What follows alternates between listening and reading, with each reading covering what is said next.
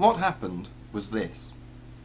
I ruined 3 rather good attempts to capture the view from the summit of Everest on canvas. I gave 3 holy men concussion. I broke the giant question mark Edgar carried, turning it into a jagged exclamation mark.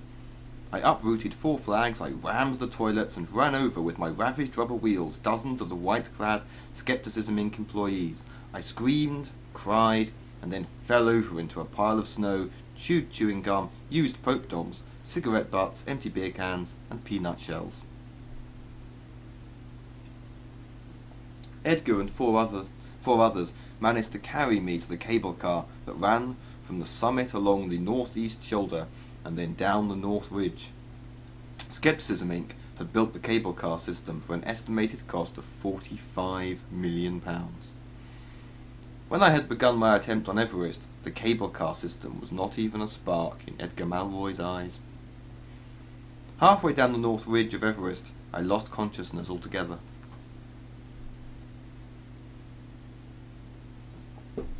I awoke in Edgar Malroy's office in Skeptic Tower. I knew it was Edgar Malroy's office because the altar he had used at his desk in the very first metaphysical betting shop took up most of the room.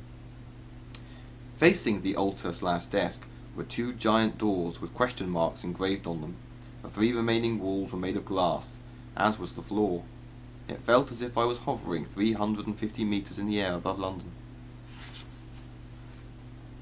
On the altar/desk was a telephone, an HB pencil, a Geiger counter with no batteries in, a telescope, a computer terminal, a copy of Cosmic Newsflash, a copy of the Wall Street Journal, and a framed newspaper clipping of Sophia Alderson being put in a police van after her first attempt on Edgar's life. Behind the altar/desk was a giant, almost 3-dimensional map of the world, on which flashed thousands of tiny red lights, each one representing a metaphysical betting shop. In the left-hand corner of the map, near the tip of Canada, were the words, "Number of bets taken," and next to this, on dials rather like the scoreboards of old pinball machines, was a quite ridiculous number that rose steadily as I watched. Above Russia was a pound sign, and another series of dials, and an even more ridiculous number, which also kept going up. Above the map, embossed in gold, were the following words: "The folly of one man is the fortune of another." Francis Bacon. I watched the 2 ridiculous rows of numbers slowly rise for about 10 minutes. Then they stopped. On the glass walls of Edgar's office were framed receipts of metaphysical bets made by the world's spiritual leaders. There were the bets made by each of the 3 popes, the bet made by the Dalai Lama, and the "God is great" bet of Ayatollah Khotasani. There were at least 15 framed receipts belonging to the Archbishop of Canterbury. I gazed out at the horizon. Then the double doors opened outward, and in limped Edgar and 4 pretty women in white swimsuits, armed with improvised weapons. Edgar limped over to his desk and stared at the almost 3-dimensional map.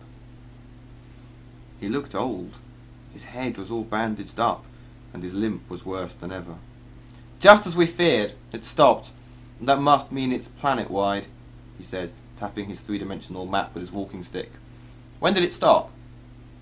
"Just now," I said. "How are you feeling?" he asked, looking directly at me with his remaining eye. "Different. You had a catastrophic system degeneration, a sort of MBO but worse," Edgar told me. He then turned to one of the girls who was holding a box under her arm. She handed it to Edgar. "This is for you," he said, and with a smile took out of the box a jar of peanut butter.